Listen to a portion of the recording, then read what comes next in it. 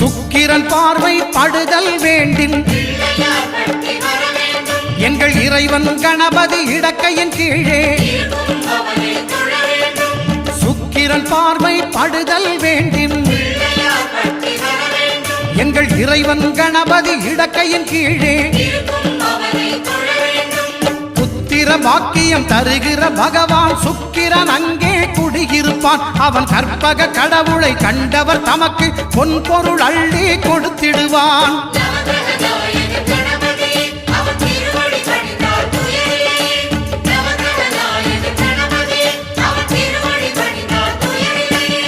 ஒன்பது கோளும் ஒன்றாய் காண